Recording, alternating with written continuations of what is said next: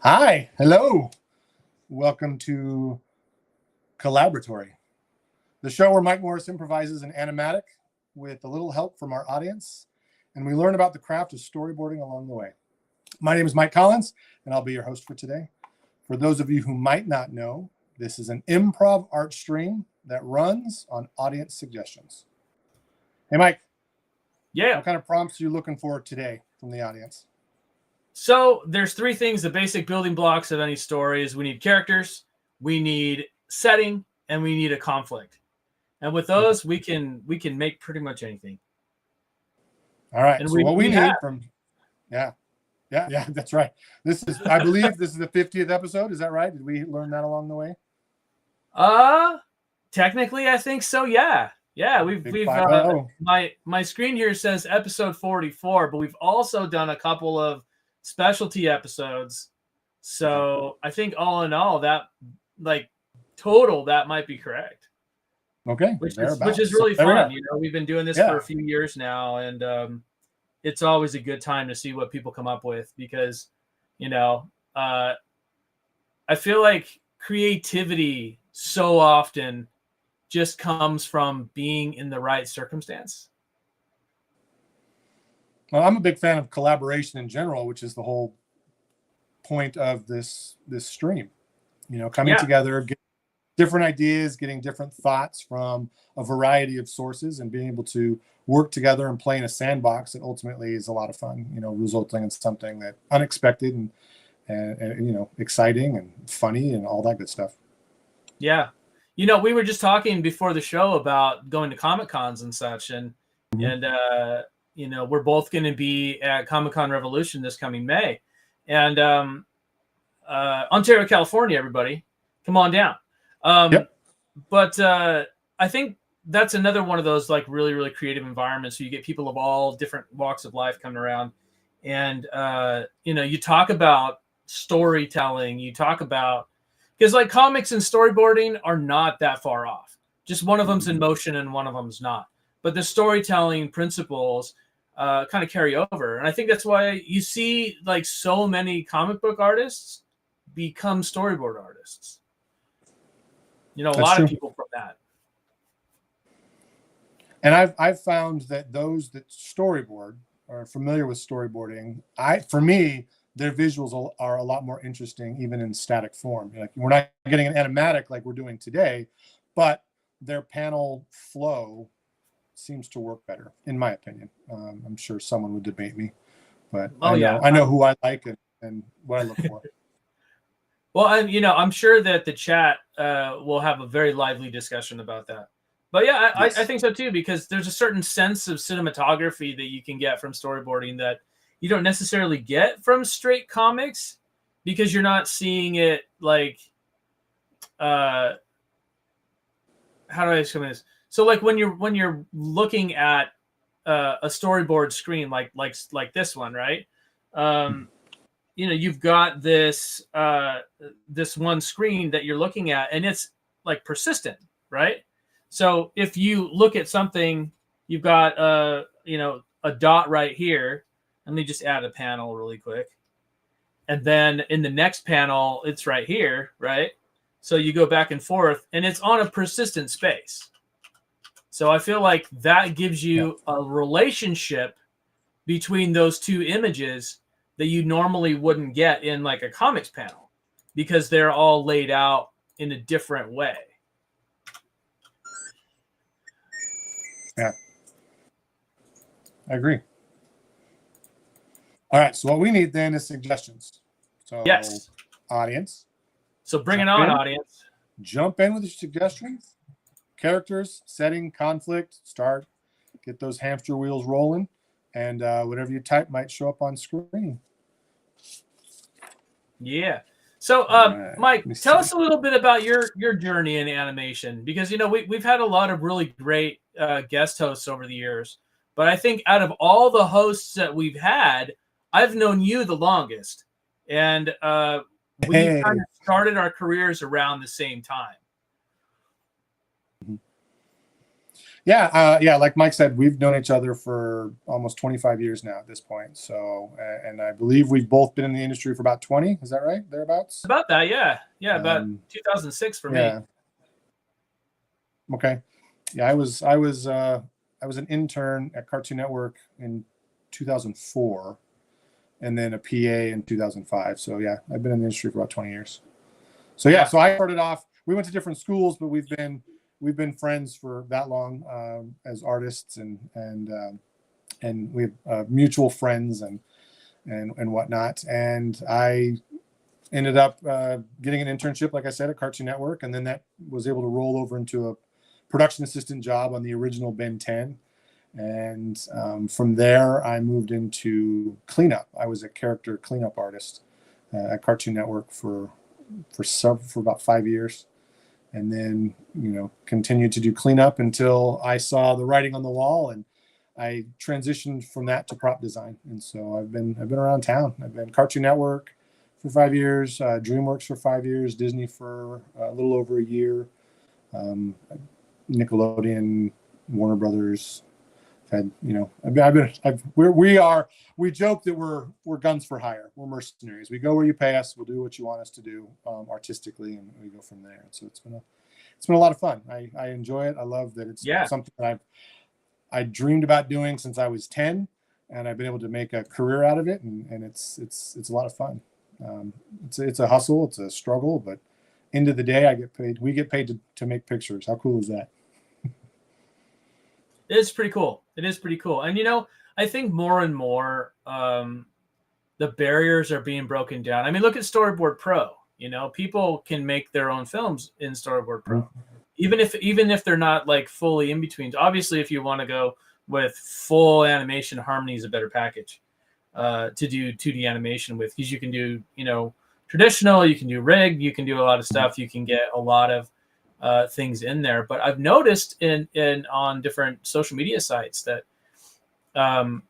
even the short form stuff, you almost can do it in a really like a nice animatic style. Now I've seen a lot more of that kind of stuff come up, and it's almost just as interesting because the ideas are there, you know. And I agree that if I was telling this, so I have a 15-year-old son who wants to work in animation, and he's taking the animation class at his high school. And I was telling him, you in high school as a ninth grader have the tools that I only dreamed about having when I was in college. Yeah. You know, so the technology is such that it has advanced so quickly and is now available to people much easier, that they can take those tools and with tutorials and online learning, and, you know, you can take all of that knowledge that has been amassed over the last 50 years and really, as an independent, do your own thing. And it's exciting. And I look forward to seeing what he does, and I look forward to seeing what other people do, and you know, and Toon Boom and Harmony are kind of bridging that gap. So it's exciting. Yeah, you know, and I think one of the interesting things about you know, the Toon Boom software is it's based on traditional techniques. You know, but we don't look at a lot of the things here besides this timeline view in Storyboard Pro. But like if you go to this panel here, you can see what, you know, a much more familiar sight in you know, some of the storyboards you'd get in like a pack in a studio, where we see this kind of 3-panel layout. And in this case, for me, it's 2 panels, but we have these. Well, actually, it's only 2 panels because I only have 2 panels right now in the actual storyboard project. But doing something like we had talked about with let's do like a quick We've got some suggestions rolling in. Do you want to kind of pivot and use some of these suggestions? Yeah, let's do that. Go there? All right, we've got one. The plural of zero suggested a renegade knight from a steampunk ocean kingdom. And then we have that's not complicated at all. All right. Yeah. We have another one. Winowski said, "Can you storyboard a tennis game scene?" And then dude, we've got steampunk knights playing tennis. Okay. And then the last one that came up, we have a commercial about how tough guys should sleep with nightlights. So is there anything from there you can pull from? I like the steampunk knights playing tennis. That's a good one. Okay. Here we go. So steampunk knights playing tennis, and each of them take breaks throughout to do like a mini commercial. Okay. Okay, all right. I think we need to do a nice establishing shot of some sort of elaborate looking castle, right? Okay. With all of the minarets and the towers and I can't see your screen. Is your screen share off? Hold on, let me make sure. I lost it, so I can't see it. Oh, there we go. I gotcha. Something happened. Okay. We're back. There we go. All right, we're back. Yeah. Crisis averted. All right, so let's do this sort of thing, this sprawling sort of city castle, and there's some sort of little village or something right here. We're not going to do often on the Collaboratory. We're not making pretty drawings. We're not interested as much in pretty drawings as we are in the storytelling of it. That's where designers and visual development artists really shine. And who are we to take their thunder? Right. So all part of the process. We'll put some village buildings and stuff around here, and maybe a larger wall or something like that around here. So here's the village, and we'll get I'm gonna turn off let's see. Oh, I think I'm in the wrong workspace because my customized workspace is not there right now. So we're going to switch workspaces again really quickly. All right. So yeah, I think that this will be a good one. All right, yeah, that's more comfortable. Okay, so we've got this castle, and we've got a foreground element of some and here's the gatehouse. I learned a lot about castles some time back because I've mentioned it on the stream before that I am a tabletop gamer, and I had one part of a campaign where we were defending a castle against. Well, my players are defending a castle against this horde of goblinoids and hobgoblins and such. And so I learned a lot about castles just because I needed to have that castle environment, right? I was making maps and stuff. And this area here is called the gatehouse. And the gatehouse, its function was to trap invaders inside. It was kind of like security doors at a bank. Okay. For those of you who still go to actual bank branches. Yeah. It's been years since I've done that. Hey, is your screen share? It got turned off again. Or I can't do it. I don't know what's going on with my screen share today. What the heck? Stop turning off screen share. There we go. You're good. I can see it. Okay.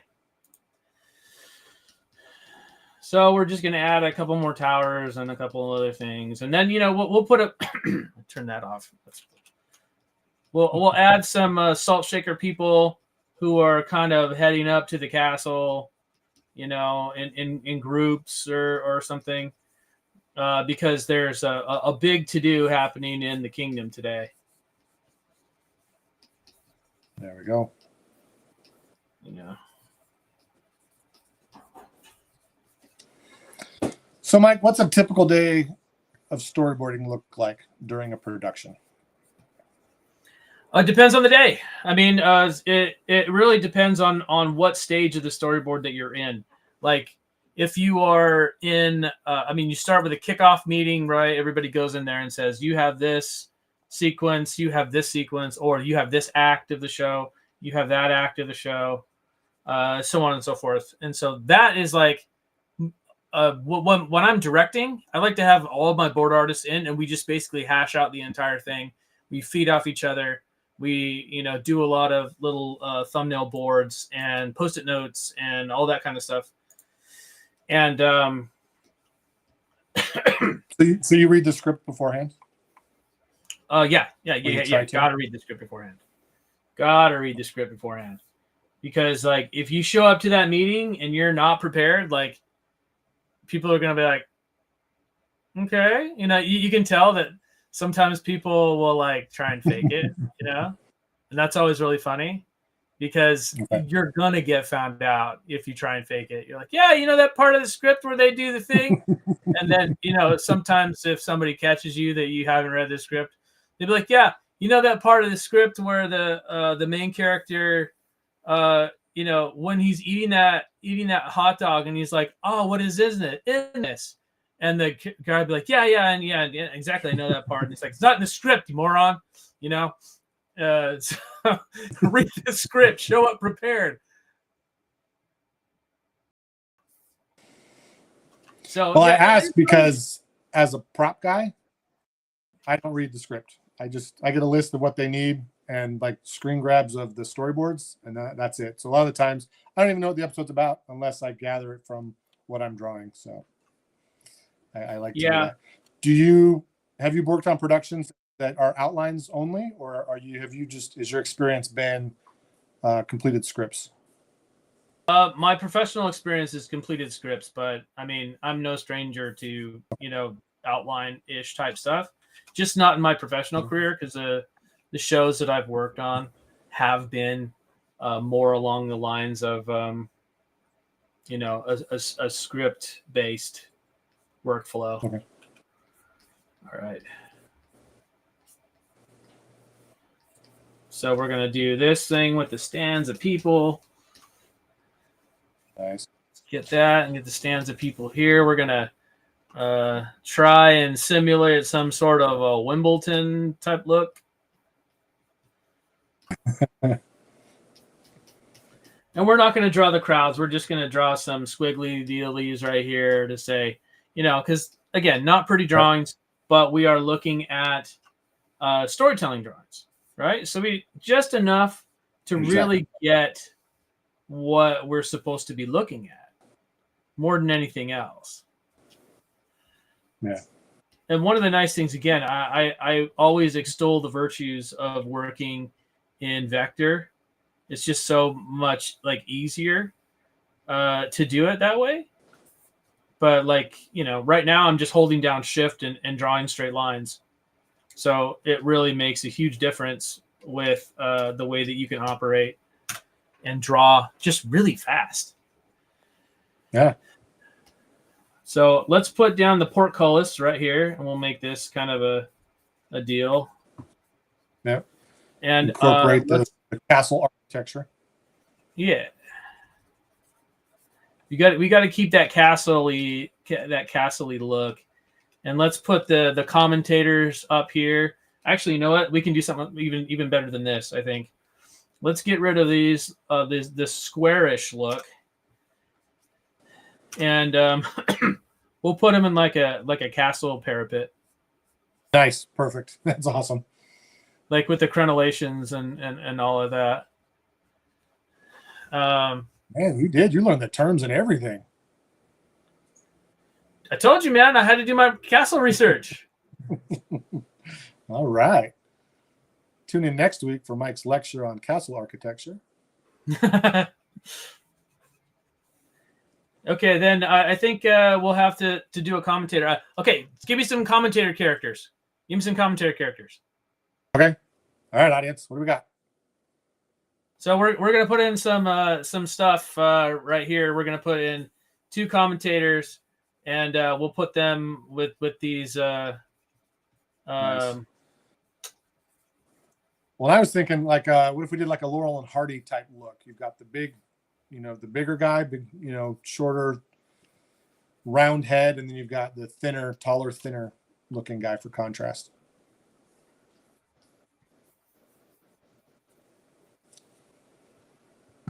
And a guy named Mike that came in from the audience. A guy named Mike. We have too many mics already. Here we go. There's a mic limit. There you go. We'll have the Duke of Beardington. Excellent.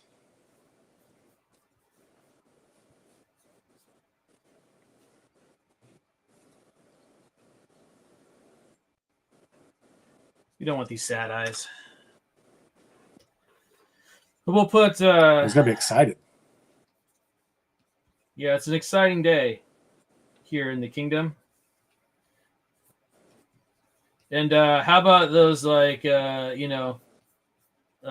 courtly puff sleeves? That the Yep. dukes and all of that have. What do they wear on the? Oh, you know what? We're not going to do a hat. I think we just need to do outlandishly fancy hair.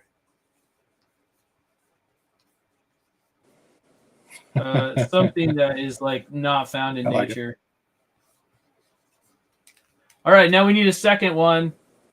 So we have a guy named Mike. So someone said they're wizard. We have a wizard suggestion, and Sonic the Hedgehog showed up. So well, we can't do copyrighted material, folks. So unfortunately, yeah, I was just thinking Sonic is out, but Wizard is in. So there we go. So here we go. Let's do. What do we have? The stark contrast to the Duke. There we are. Yeah, let's do a wizard. Let's do a pudgy wizard. You don't see pudgy wizards. Let's do that.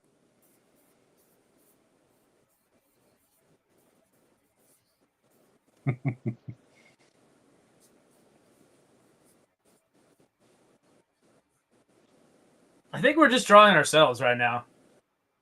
I think that's kind of what we're doing. We're just drawing ourselves right now. We got the skinny guy and the chubby wizard. That's essentially the two of us. Well, there you go. We got the mics, so we're able to make it. There you go. Perfect. Did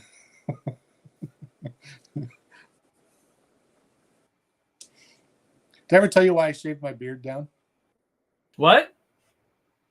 Did I tell you? So during the pandemic, I let my beard grow. So it got to a good 6 inches or so. Yeah. And after the, all the regulations lifted, my brothers and I went to a Dodgers game, and we took pictures. We were having fun. And I came home, and I'm scrolling through the picture to show my family, and I'm like, oh my goodness, I look homeless. So that's when I decided to shave my beard down. Fun beard fact for people listening. Yeah, that is fun beard fact. I mean, I think that every so often, I have to trim, otherwise I do also look like a homeless man. So, especially if I have so I have this one hoodie that I love, right? Because it's super comfortable. It's been through things. It's got holes in it. It's not pretty. But at the same token, I still wear it every so often. So I have to make sure that when I do, my hair isn't grown out weird, or I have to make sure that I maintain a nice look. Otherwise, I do look like a hobo. I call it when I get into hobo territory. Yeah. So personal grooming does make a difference. I think also, like, when we talk about like soft skills, right? Like that has kind of become a term that a lot of people use when they're like doing job training type stuff. And, especially in school, I feel like, especially in like high schools and stuff, they start talking a lot more about soft skills in the fact that, just interpersonal relationships between different people, right? And I think appearance does matter. Mm-hmm. How you carry yourself, how you present yourself matters. And so, like, Mm-hmm. it's one of those things where you can decide how you look. I mean, obviously, there's a time element there, right? But what you can control is how people perceive you, right? That's out of your control. You can control how you present yourself. You can control a lot of things about yourself, but one of the things you can't really control is other people's perception of you. So, put your best foot forward, especially when you're going out to places and meeting people, because, they're not going to know you from anybody else. So, it behooves you to do well. Okay, so we've got the castle, we've got we're set the stage and the commentary. We're gonna have a great game today. We've got the knights are coming, and yeah, Fat Wizard Mike, we're gonna have some really good contestants today. That sort of thing. There's 4 mics now. Today is Mike Day. We've got Mike and Mike, and you're drawing another Mike and Mike. So. Yeah. And so I think one thing that we're gonna do right here is I'm gonna copy and paste that, and I'm gonna stick this at the end because we're gonna have some reuse that we're gonna do here. Smart. And we're also gonna have like a slight pull out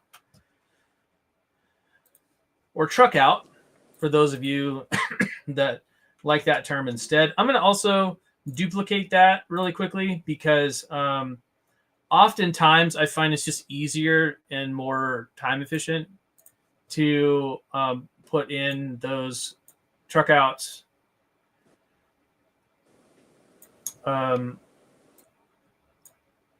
before you duplicate the panel, because otherwise you're going to be duplicating the keyframes as well, which isn't necessarily ideal. Okay, so I'm going to just tilt him a little bit.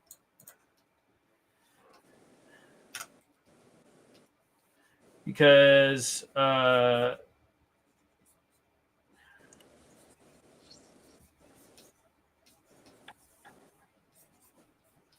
got to show the long wizard robe sleeves, right? Excellent, yep. Because if you don't have long wizard robe sleeves, then, I mean, again, are you really a wizard? What are the other wizards going to think if you show up with short sleeves? They're going to be like, what? Are you from Harry Potter? You're like, no.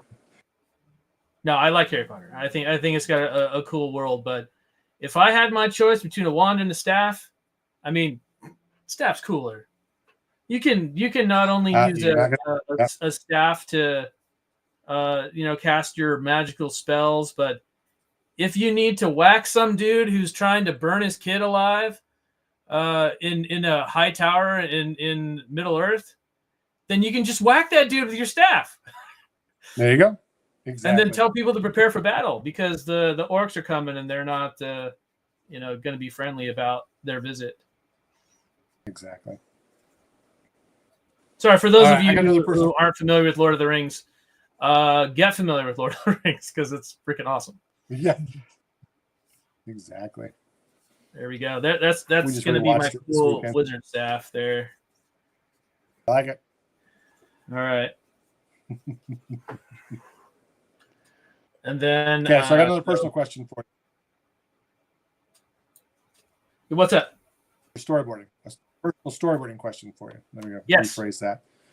Do you prefer action sequences or do you prefer comedy bits? I like them both. I can't really decide. Yeah. Yeah, I can't really decide. All right, so one of the things that I have right now is now my thing's going out of frame, so I have to just reframe. But one of the cool things is it's not changing my keyframes here.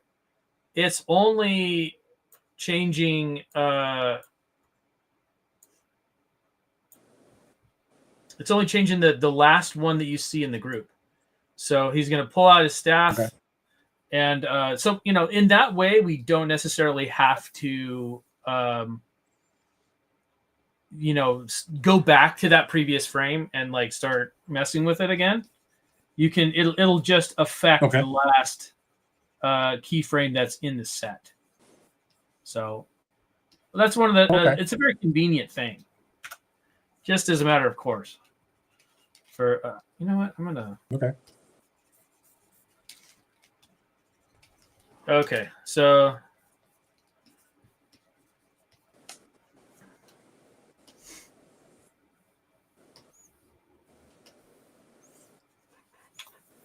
and then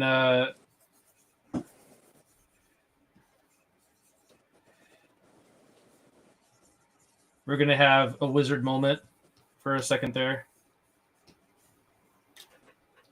Okay.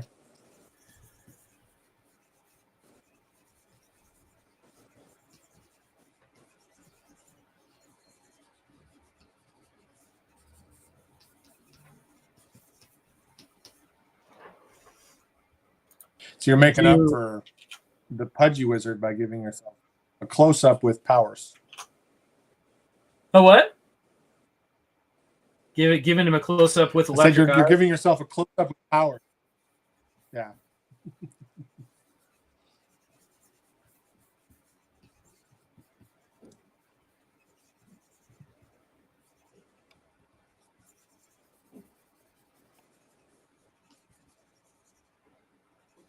Let's see. I'm trying to think of a variation of "You shall not pass." That's kind of what I was thinking too, of that sort of that sort of a thing too. But there's a really fun YouTube, and I mean, I think they're on TikTok and stuff as well. But this guy does these like storyboard based like little comedy bits, and a lot of it has to do with like D&D and wizards and stuff, and all the wizards. Yeah, we were talking about that. Yeah. Yeah, they cast funny spells, and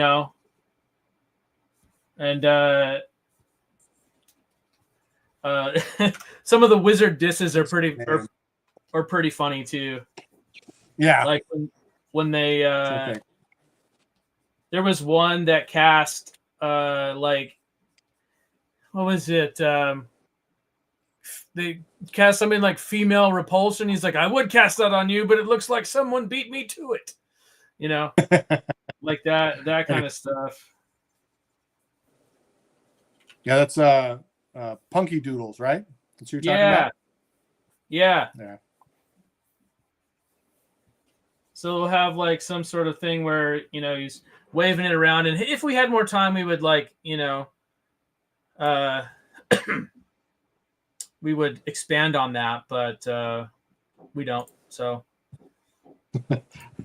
we had a fun comment. Like one of those shots where it would just basically be animated in frame instead of, and there's all kinds of different tricks you can do with it, but for the purposes of this, we're just going to do it as an in-game thing or in-frame thing, and then we'll copy and paste this. Copy it, and we'll paste it, and have it, be like whoosh going out to everybody. Nice. As he slams the staff down. Or we'll just do this so it actually relates. Maybe it won't be a slam down of "You shall not pass," but more of a blinding flash of light.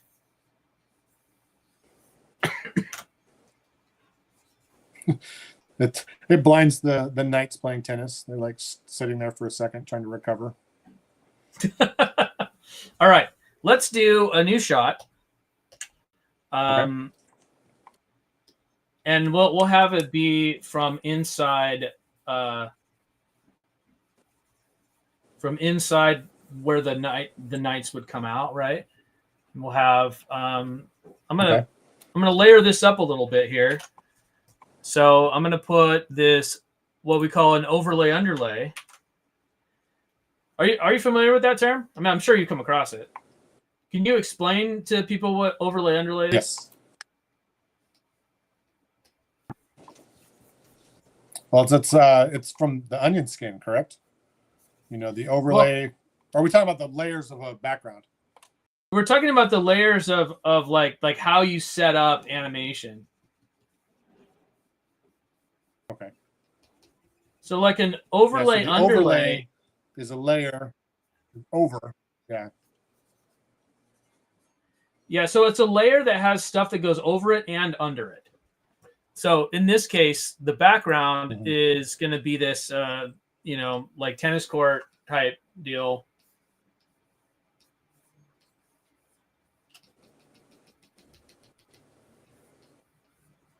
And then you've got, the opposing thing over there.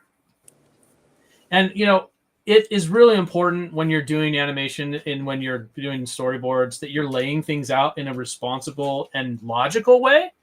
Because again, people are going to have to follow you up. And the better you set up your scenes, the easier it's going to be for them to follow up on your work, which means the more people like you because you make their job easier, which means the director is going to like you. And that means the director is going to want to bring you back because you're not a pain in the butt, right? And you're not sloppy. Like I've directed on stuff and I've seen people's work come back and there's like layers everywhere and they're all named different stuff. And I look at that and I'm like, oh gosh, this is going to take me forever to do. It's going to take me forever to fix it.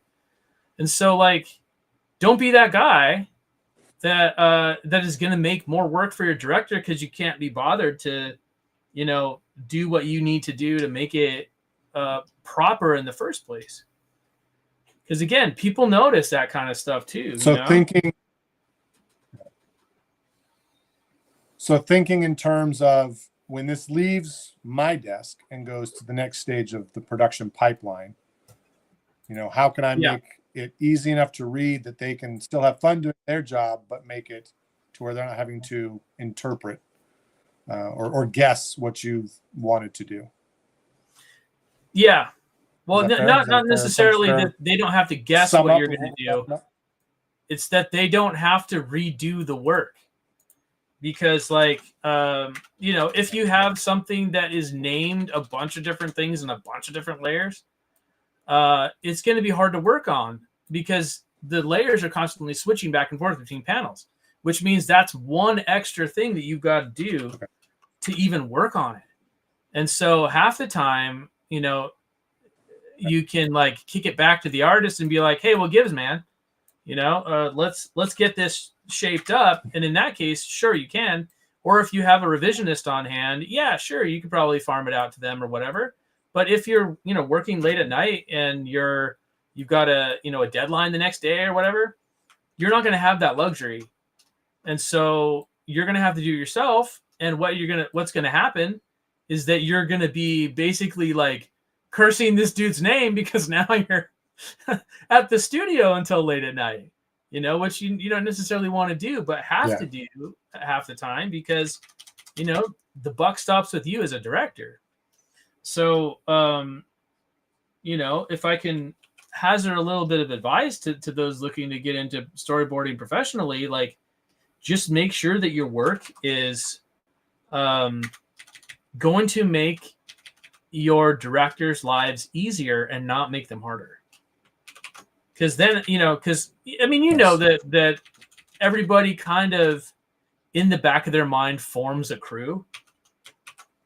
Like when you're working on stuff.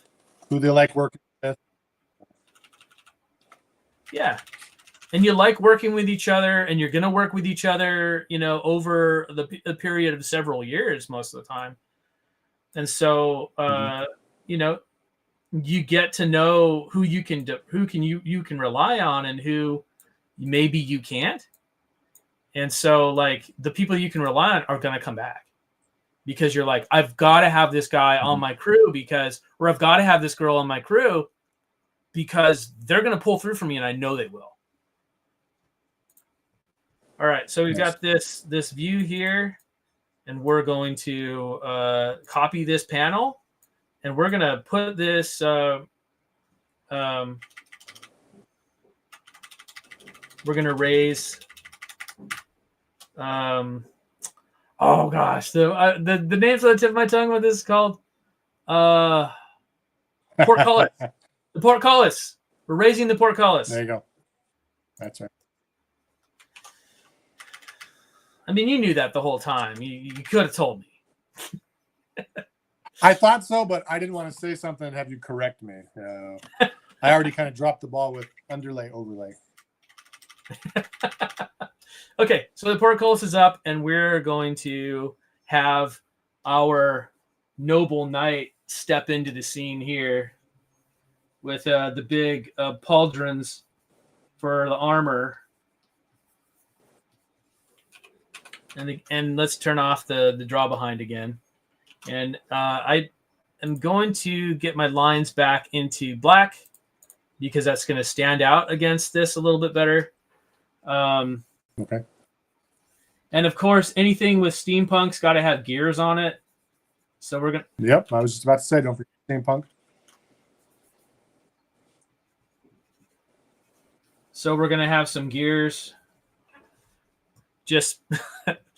There was a meme that I saw one time. It's like, you want it to be steampunk? Slap some gears on it. Call it good. Obviously, there's more involved with that.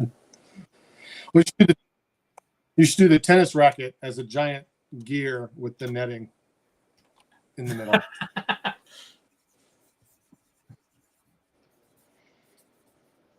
Oh, another thing that we need also from steampunk is that steampunk knights wear top hats. Yes. And for some reason, the goggles go above the brim and not actually over the eyes. Yeah.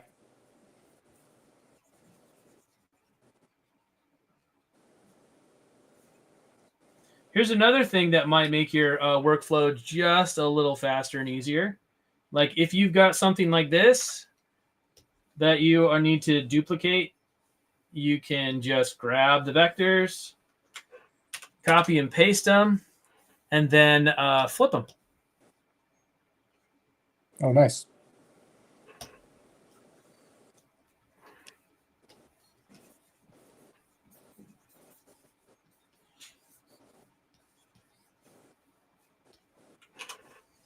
And then also we're just going to get him right framed properly within there. So there's a little bit of space and we can see everything, pretty clearly.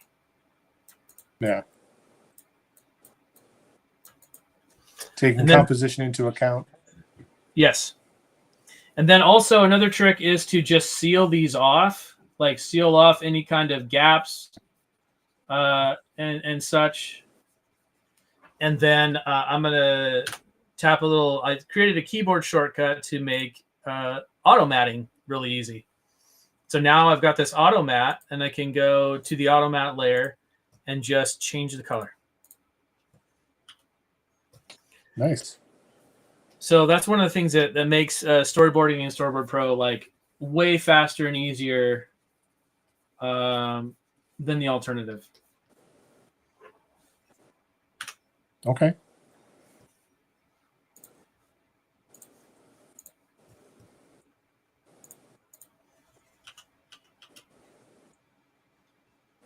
All right, now we can do one more panel. I'm going to copy and paste this panel again or duplicate it using this little key right here. And then we'll just do one more thing. I'm going to select both of these layers, Control A to copy them all, and then just move it around so it looks like he's walking out. Right? So now we have Cool. a new panel, and we're going to do an upshot here.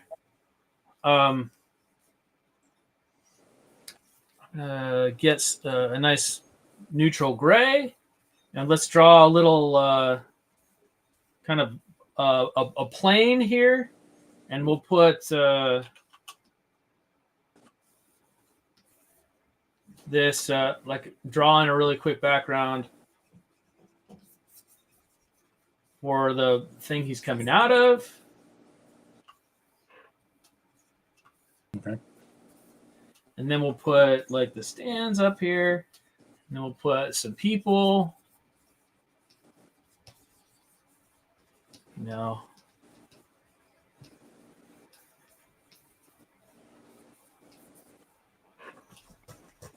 And then have him step forward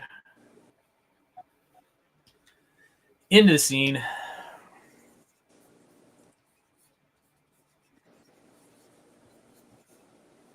And do like one of those night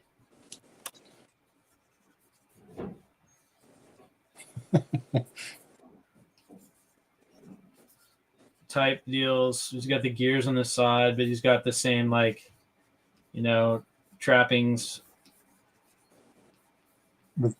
Yeah, the visor. We'll even give him bigger pauldrons. You know, we can go here, and sometimes there'll be little things like that you'll have to add to stuff. And I added it to the wrong layer, so don't do that. Make sure your stuff's on the right layer, because you can always go back and edit things too, which makes this a lot easier. Using the eyedropper tool, and I'm just gonna, you know, just do a quick little color in. I suppose right there I could do this and put the cauldron in, but I don't care how that looks right there. Again, that's on the wrong layer, so we can't have that. Cut, paste, draw in the wrong color. Nice. Good. There we go. So we've got Homeboy coming up. Our steampunk knight.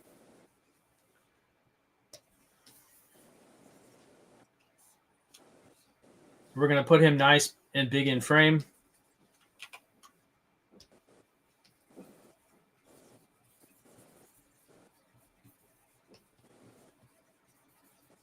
He's coming out all super cool with his top hat and night visor.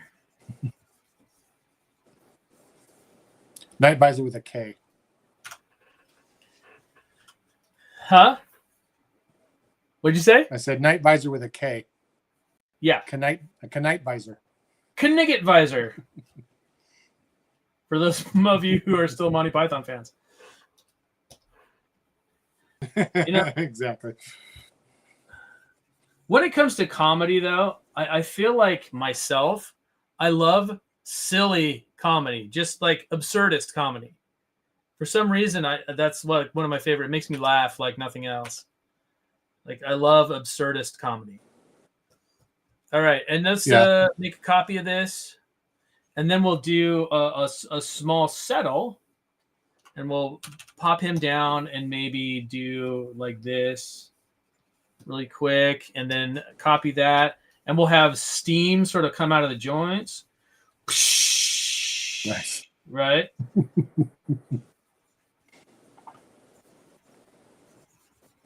Even out of his hat, because why not? It's coming out of the face.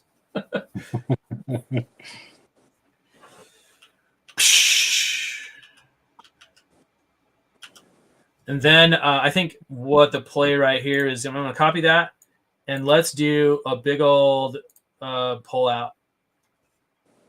And we'll get this into one of those action poses, because he's gonna reveal his super technologically advanced tennis racket. Okay. Again, I'm going to copy another frame, so it makes it easier on the back end when I'm doing my camera move.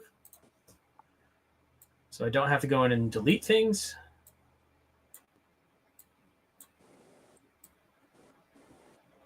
And I'm gonna make sure, one of the things that I do like to do in a lot of these is make sure I give a little bit of space on the top of the frame, as well as all this space on the bottom too, because I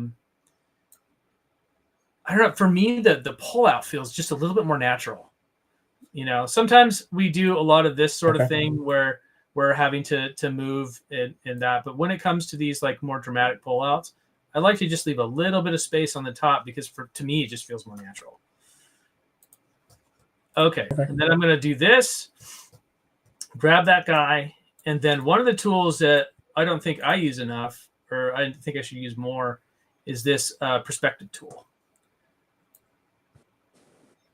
So I'm gonna go to this panel though, and we're going to go back to the previous version without the steam on it.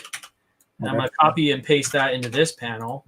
And then getting out my perspective tool, I'm just going to do a quick and dirty perspective job on this one.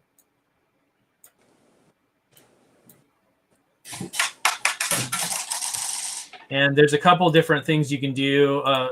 There's the perspective and lattice. I tend to use lattice because I have a little bit more control over the result. Okay. That's just my personal preference, though. Then just move him up a little bit, and then have this, like, you know, cool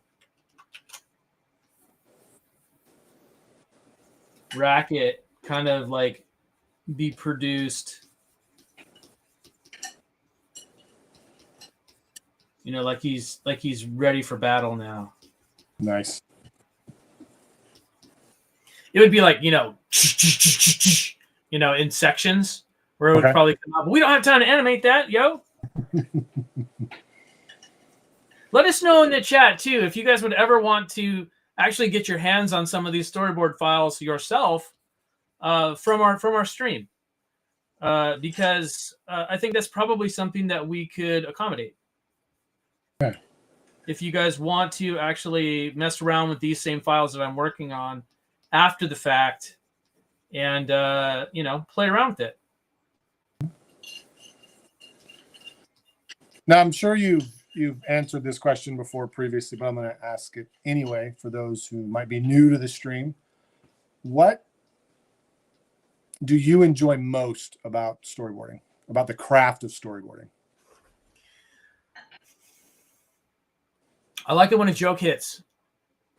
Okay. I like it when a joke lands. Like when you're in a meeting and, you know, you've got something that you've been working on and you show it to people and they laugh at the parts they're supposed to laugh at, or get concerned, or, you know, or get excited at parts they're supposed to get excited about. That's what I love the most, I think. And the creativity that's surrounding, like, the creativity that just surrounds the process, right? There's going to be parts where, I mean, you know, they call it murdering your darlings, where you have to let go of things that you think are super cool because it just doesn't fit with the story as a whole. But that's what deleted scenes are for now, right? There you go. So, like, even if it's not going to be seen like right away, you can still have it. And I'm just going to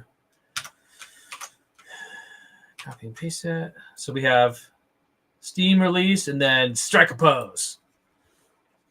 Nice.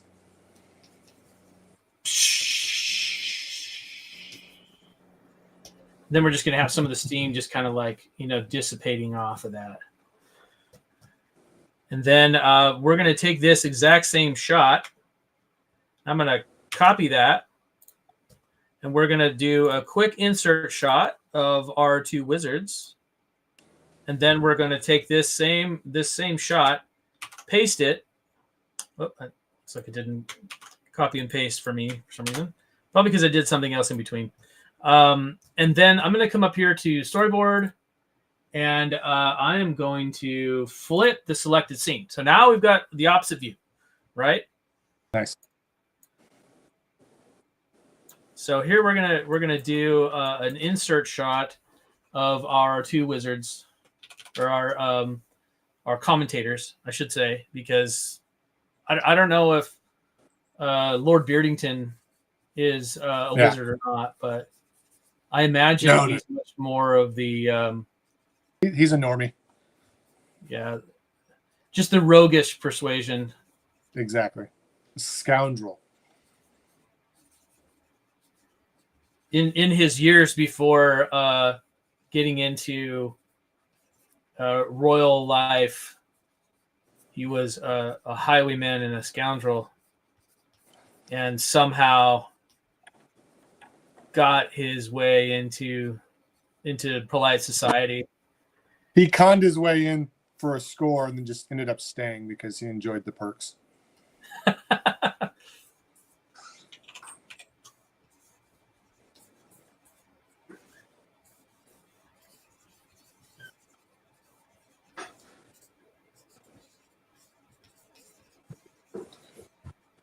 Are there any other things you can think of that storyboard artists should consider about the productions that they're boarding for? Oh, there's tons. There's lots of things to consider. Like, there's a balance also that I feel like a lot of people have to do with sort of the stuff that you work on. Obviously, if you're doing this to make a living, you got to make a living. That's what you've got to do. But at the same time, at the end of the day, you're going to have a portfolio of work that you've worked on, right? So you're going to have shows that you've worked on, and shows that maybe you did for the money, and some that you did maybe for passion. But if you're good, that you're able to kind of go where you please a lot of the time, then you'll be able to pick some of the shows that you work on a little bit with a little bit more. I don't want to say pickiness, but again, you probably want to curate your own body of work. Yeah. You want to work on shows that you can say that you're, proud to work on. Ideally, that's not always going to be the case, because sometimes, again, you got to make a living, and if somebody's offering you something that you can capitalize on, then hey, it's work. Do it. Do the work, and still do a good job, even if you don't like the work. Because again, that's your reputation, And if there's one thing that you need in this business, it's to have a good reputation. All right, so we need another character, just really fast. What do we have in the chat? What do we got for other characters? As far as character, we have someone changed Sonic the Hedgehog into Zonic the Squirrel. So if you wanted to lean into a Chuck Jones type, you could come up with a anthropomorphic animal character. Not I do have a question from the audience. Yes. We have To Infinity and Brayon asked, what advice do you have for trying to get into an industry where the jobs are at a low at the moment? Just produce things. We were also talking before the stream of how it has never been easier to be an independent creator than it is now. There are so many outlets and so many avenues for you as a creator that you don't even necessarily, working at a studio is great. You meet a lot of really great people. You have a little bit more stability in your career. You have a little bit more opportunity for, cool stuff like going to parties and going to, industry events and all of that thing. But at the end of the day, you don't really need that. What you need is your artistic passion. You need to make stuff. Like, your drive to make things is what is going to push you through. Like, not necessarily the prestige of working in a studio or the, the perks and benefits that come with it. Those are nice. Those are awesome. And working in studios can be really, really fun. But the tools are here. Your passion and your creativity is here. YouTube and Rumble and TikTok and Instagram and all these other things are here for you to use. So create some stuff and make it really cool. All right, so we've done some scrolls before. For some reason, I really, really feel like what we need here, since it's a knight, is some sort of dragon.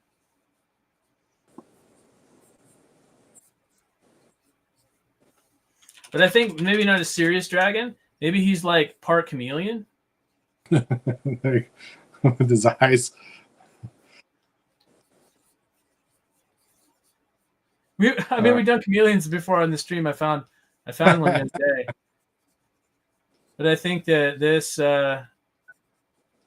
might be funny. Okay, we got a comment that I wanted to read. Chico and Jumanji said, "I love planning it all there." I'm assuming it's talking about Toon Boom. "And I love using it for the keyframes, poses for the character. Helps when I move it into harmony when I animate. Helps with pacing and the music and etc." So the biggest issue I have trouble working through is that I have a scene with 7 panels in it with many layers. And the layers are named differently from one panel to the other, but I want to make the entire thing or everything resized. I want it all smaller or larger, but how do I do that? Does that make any sense? Yes, it does, and I will show you how to do that. There we go. So let's get this guy in here, and I'm gonna copy this, right? Well, actually, before I do that, I'm going to shrink this guy down. Oh, I put him on the wrong layer. So since I drew him different colors, it's going to be easy to separate. Boom, nice. Done. Okay, so I'm going to make this guy small because I can, right? Now he's too small. And I'm going to duplicate that, but now he's too small in this scene. So I'm going to make sure that I am on the one layer. If they have to be on layers that are matching. So that might be a little bit of cleanup on your part, my friend. And again, layer management is a thing. Do it out the gate. So, but if you hold down Control or Command, if you're on a Mac, and then Shift, and then click to the next panel, now what you've got is the ability to size things over multiple panels. Oh, wow. Okay. So now I've got this guy here, and if you notice, both panels are updated.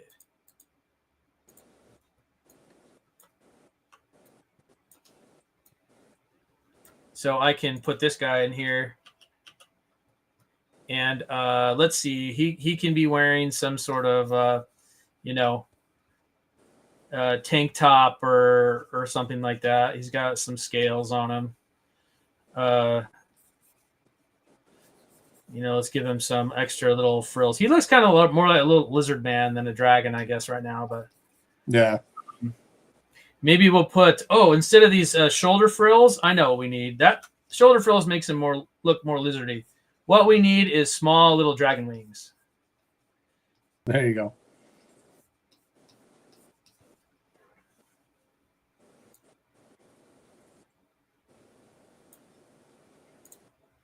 Ooh, here's an interesting question for you. Yeah. Fattest Penguin says, making a stylized 3D pilot at the moment. Currently boarding it in 2D. Do you think it's best to board in 2D for a 3D show? Depends on what your pipeline is. I mean, you can board in 3D in Toon Boom for sure. It does take a little bit more setup. It just depends on how you want it, how you want to ingest into the 3D program. Right. And it also depends on what 3D software you're using, right? Like if you're using Maya, if you're using Cinema 4D if you're using Blender. Each of them have a different way that they operate. So like, Okay.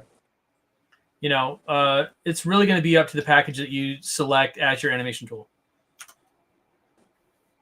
But yeah, like Storyboard Pro, you can do a bunch of different output formats and have those sort of translate. So, you know, you can always make movies and import those into your 3D package, or you could, you know, I don't know if you can export from Storyboard Pro if you do it in 3D as an FBX.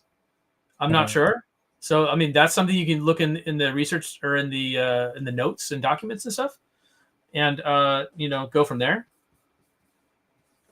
I'm not sure if we're going to have time to do those commercials like we had thought we were going to do, which would have been really cool, and it was a great idea. But sometimes you run out of time. Going back to that question that you just did as far as the resizing everything. So the layers the layer names should be the same, correct? Exactly the same. Exactly the same. Does it matter what order they're in, or do they need to be in the same order as well? Doesn't matter what order they're in, as long as they have the same name. Because what happens is, like, if you notice, when I go back and forth between these two, that the highlighted layer on the layers on the right here, the blue one, it stays consistent. So if I go to D, it's going to stay consistent. But watch, if I go and I'm going to make this Z, right? If I go to Z, I'm going to put Z down at the bottom. And I go to the previous panel, it goes to E. Okay. It's just, I mean, in this case, I'm using a new version, so it recognizes a few things. So there could be some changes on that front where it recognizes layer to layer. But generally, you want to keep everything the same name. That's why, and another thing you can do is when you come up here to layers, there's a really handy thing called set layout as default. So I have everything set up by default as thumbs, BG, and then A through E. That's my default layer. Cool. So now when I do a new panel, instantly all of those layers are created already because that's the default layer setup. And then let's do one more panel of this guy. And I am going to just take a few of these elements and gonna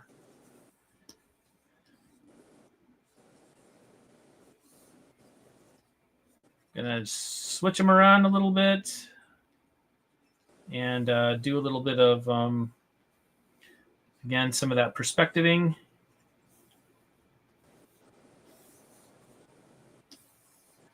And he's going to take a big old deep breath.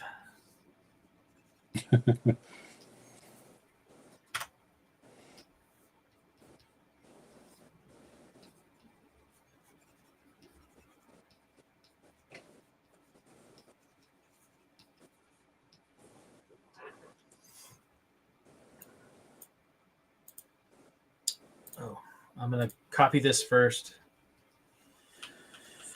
Comes out, puts his racket up.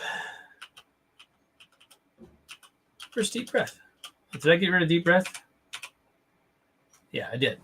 I accidentally deleted deep breath. Let's have his little tongue right here. And then duplicate. I'm going to take this.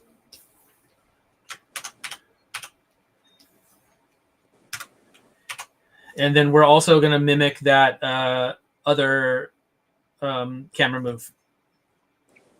So I can just take these camera frames right here, copy those. I'm going to come over here, and I'm going to make a copy again because I'm going for convenience here. If I push home on my keyboard, it also will go to the very front of that frame, which is a really simple method. Looks like I did too much in between. So I'm going to copy and then go to that frame, home, and then paste. So now I have those frames that I had before. from the other side, and I'm going to put it up here instead, because what our little homeboy here is going to do is blow a fireball. Nice. So he's going to light his light his racket on fire.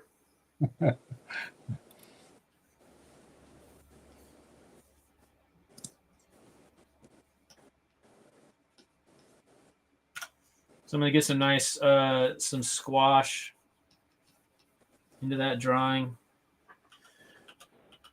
So we have a good change of shape right here. Yep. And then, you know, gotta love the sound effects. I don't know how many of you sound off in the chat. How many You're of not you drawing storyboard with your own personal sound effects? No, that's everybody. I do that. And then we'll have like a big old a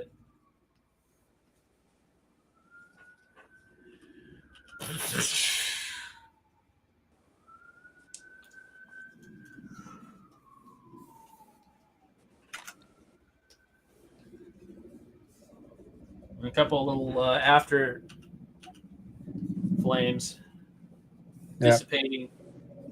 Yeah, dissipations.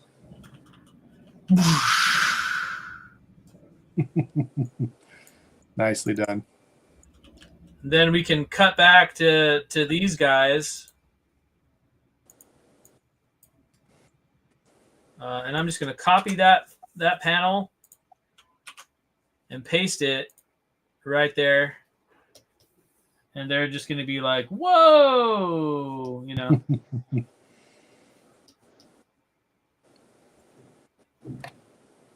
As we see a little bit of the flame come over.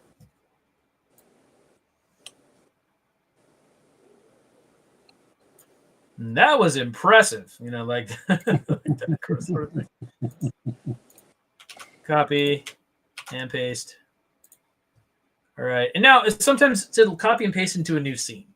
We don't want that. So we can just grab this and then drag it over until we see that it's got like this little green spot. It's kind of hard to see at scale like this, but you can drag into the other layer and it'll integrate with that other layer, with that other panel or that scene. Sorry. That particular scene, it'll integrate back in and you don't have to worry about it. And we're just going to change a couple of things here. See these guys sort of talking to one another. That was an impressive display of fireballery. I don't know. What's the right word? An express pyrotechnics, maybe? Oh, no, I like that. There you go. Pyrotechnics. Fireballery. See, now we need to add some legs here too. And we'll put like those like high shorts on him. I was just thinking that, like those, you know, 80s era, 70s, 80s era tennis shorts. And a big dragon tail.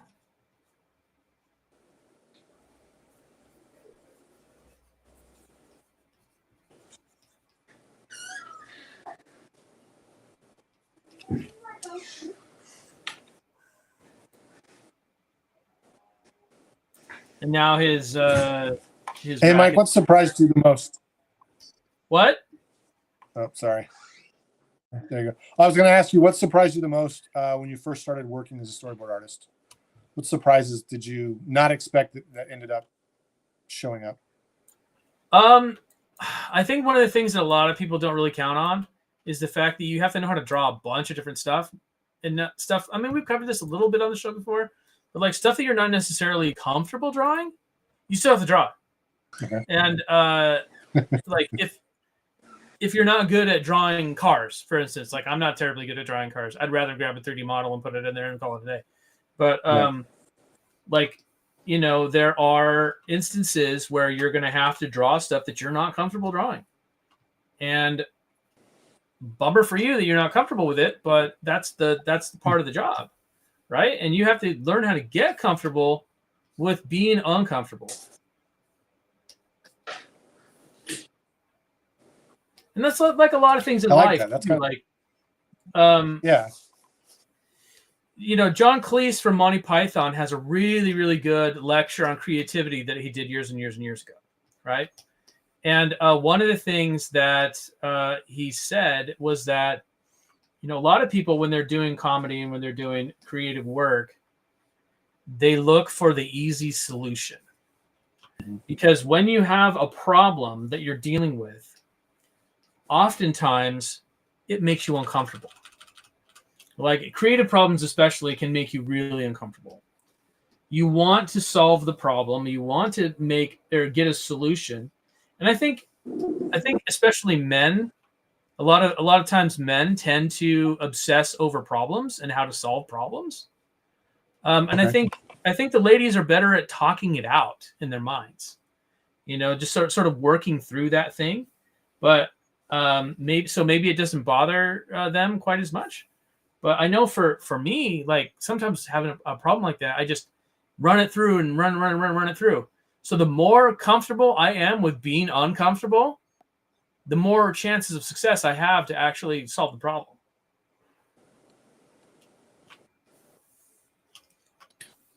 I like that. I think as artists, that's key, regardless of what your discipline is, whether it be storyboarding or character design or prop design or concept or viz dev, whatever you do. If you get comfortable, you're not really evolving. So using different materials, using different even just genres. If you're not comfortable writing, learning to write is the best way to kind of beat that feeling. Bill Watterson said that. He said the best way to learn how to write and draw is by writing and drawing. So I've always liked that. As artists, we need to evolve or die. Essentially, it's like if you are so stuck in doing something, and you're only doing what is comfortable for you, then unfortunately that might kind of take you out of the running for some things. Yeah, it'll come back and bite you for sure. So let's just make this kind of quick here. We've got our knight with his cool technological tennis racket and his steampunk hat.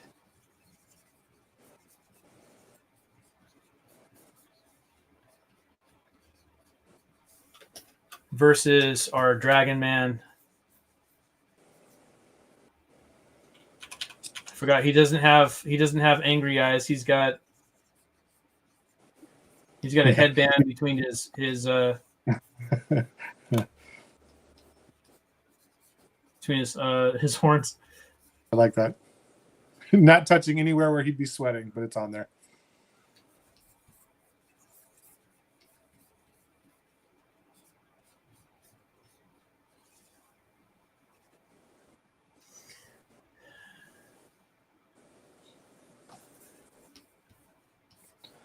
Have you found over the course of your career, Mike, that there are things that you like, practices that you've done for yourself to kind of get better? Like you say, you don't enjoy drawing vehicles. You prefer to put a 3D model in.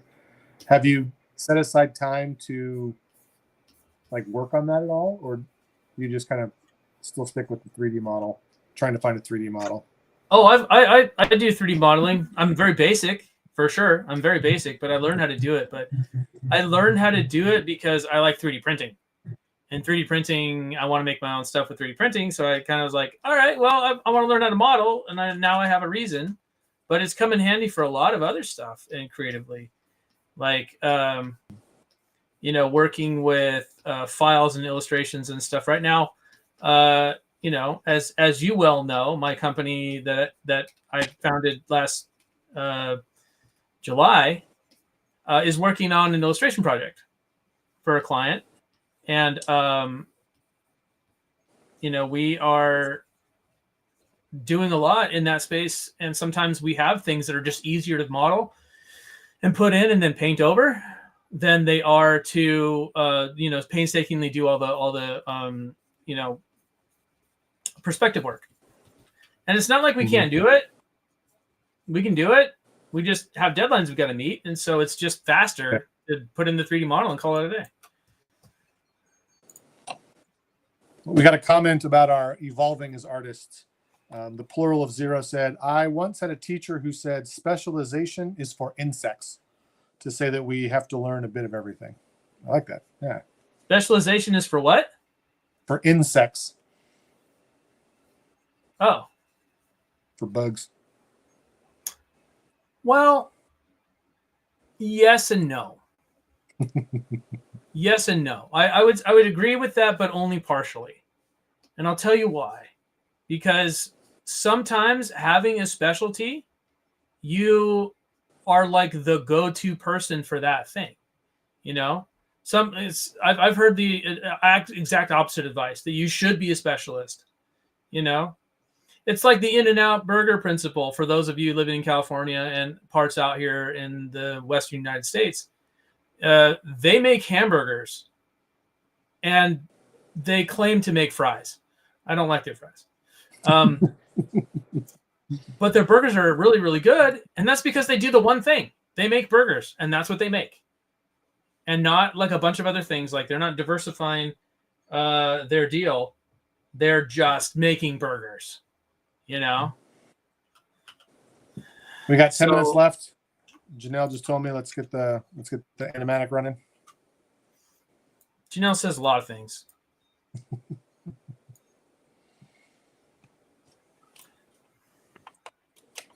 And I agree with you. I've had the same thought. There's those, like, I know people that specialize in certain styles and they excel in that.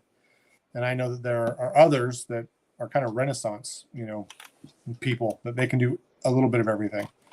And I think it just comes down to what works for you. And then again, if you have that good reputation, it doesn't matter. You'll be able to find work on a consistent basis because you have that reputation. So yeah, well, absolutely. And you know, I'm not saying that you shouldn't diversify. You should absolutely be as versatile as possible. You should be able to make your own films. That's my personal opinion. You should be able to be a one-stop shop should you want to. But by the same token, like, you know, sometimes being part of a team, if you're part of a team and you're a specialist within a team, you know, then that works really well. Because you know, I always say, like, in every production, every producer builds a machine, right? They have a machine, and that's just how the machine is built, with different people filling different roles, right?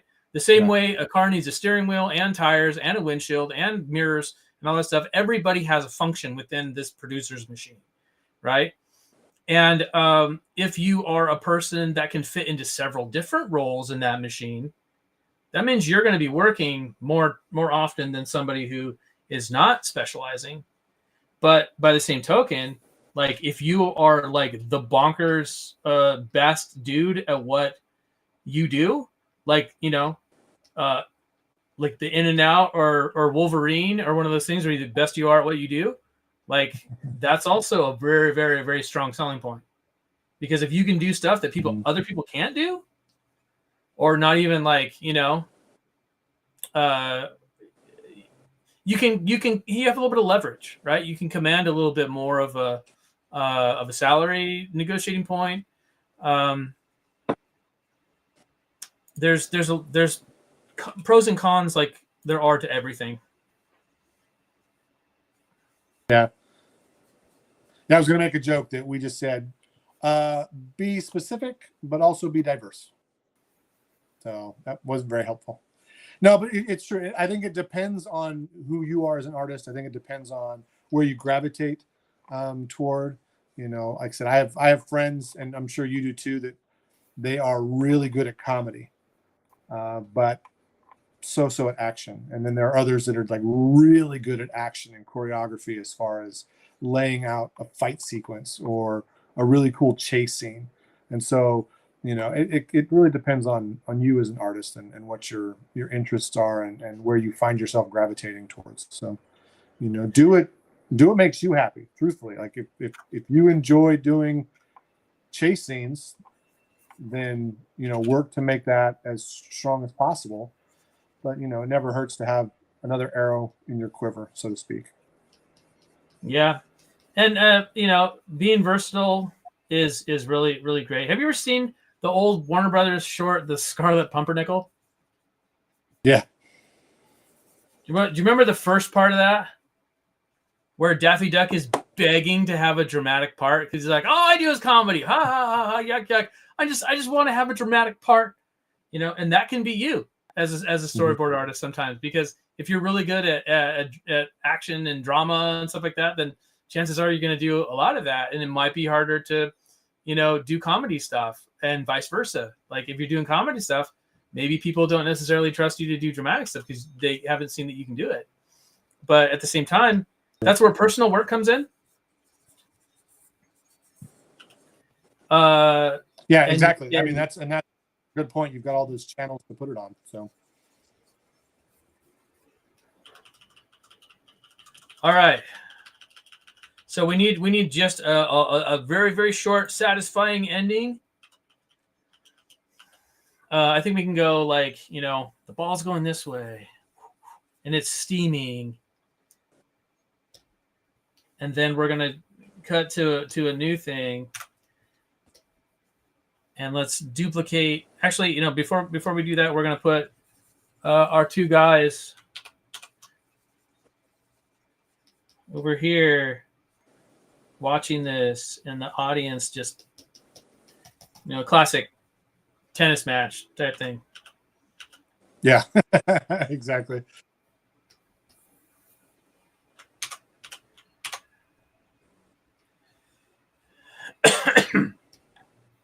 And then the other one comes back and it's on fire again. And then copy and paste. And we can do that like a couple of times.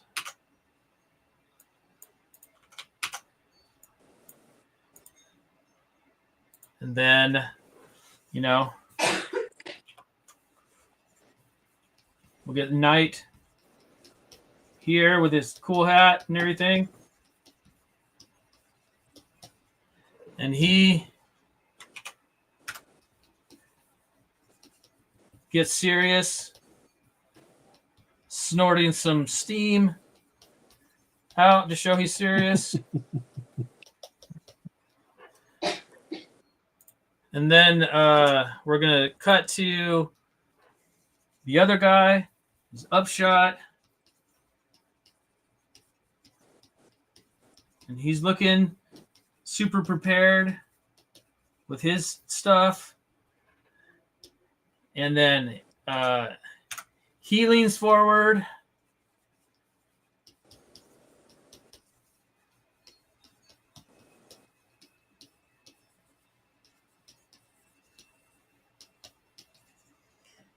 And then we get a little bit of time for him to to lick his eyeball. Like they do. Yep.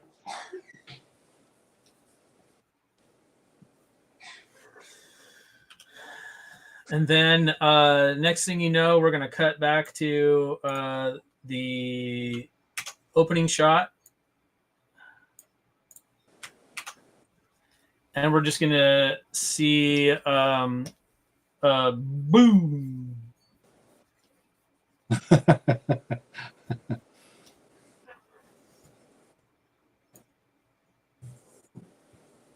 And then we'll cut back to the original shot of our commentators.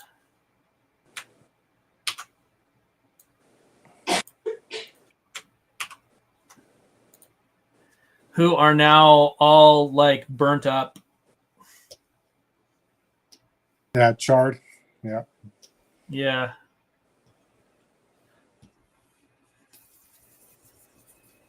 And we're just going to do it really, really fast.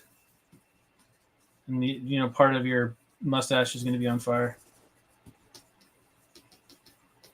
There you go. All right, let's run it through. Ready? Here we go. All right. There is a big to-do in the kingdom today as the annual Knights tennis match tournament begins. With a daring crowd today, let's introduce our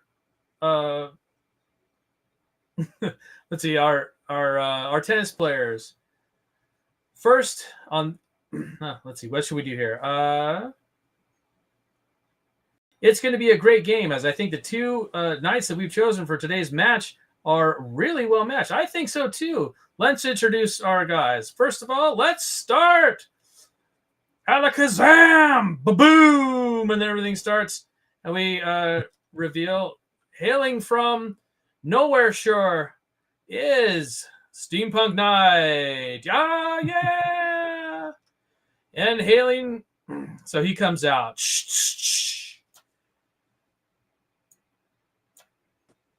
And then, and he's got his racket ready to go. All right, I think he's a strong contender. And in the other corner, and we see the lizard guy come out, and he's like growling. He puts up his tennis racket, and a big fireball, and the whole crowd goes, "Whoa! That was a big entrance from our friend, the Dragon Man." This is going to be an interesting match. And then they start squaring off. Love. And he's throwing at the ball, and then whack! He hits it, and the knight returns it. Whack! Hardly even moving, except for the one arm. Just boom, almost like a construct.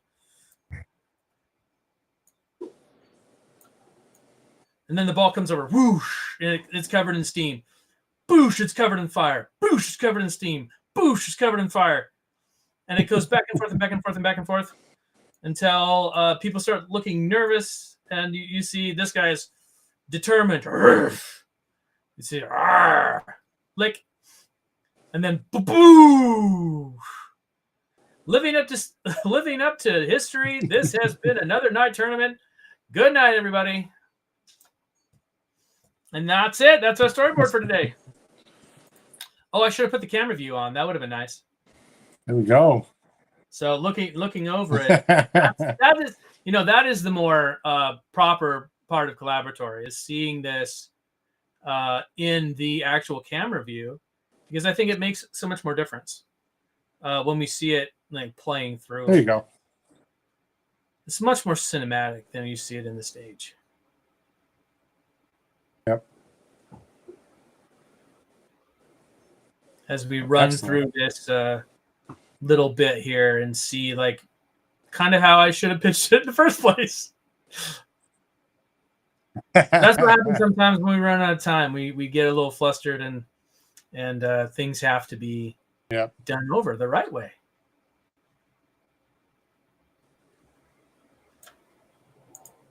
All right. Awesome. Thank you guys again for coming to another episode of Collaboratory. We love doing this show for you guys.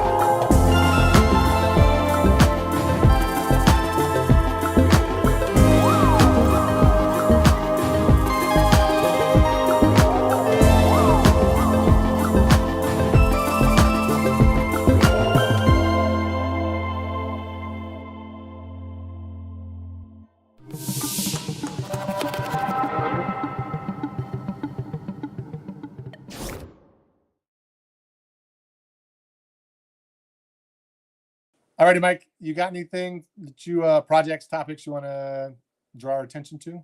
Draw, pun intended. Yeah. Well, like I said before, coming up in this May in Ontario, California at the Convention Center is going to be Comic-Con Revolution, where you will be able to see me in person and Mr. Mike Collins as well. We will each have a booth, and we're going to be doing some animation programming for the show. Mm-hmm. So if you want to come meet us and talk with us and, you know, just be able to listen to really cool panels from awesome people, then come on down to the show if you're in Southern California. It's a fun show. Yeah, it is a fun show. You should be there. It's the great vibe, great audience, and a lot of animation folk that like to attend. So that'd be awesome. Okay, thank you to everybody who joined us at the Collaboratory. If Mike Morris can draw this in 90 minutes plus, think about what you can draw in 3 weeks. You can download a 21-day trial of Storyboard Pro from the website at toonboom.com and find free video tutorials at learn.toonboom.com. And if you're looking for more interviews, be sure to visit blog.toonboom.com for articles about storyboarding, animation, and 2D games. Until next time, keep them pencils moving. See you guys. Bye.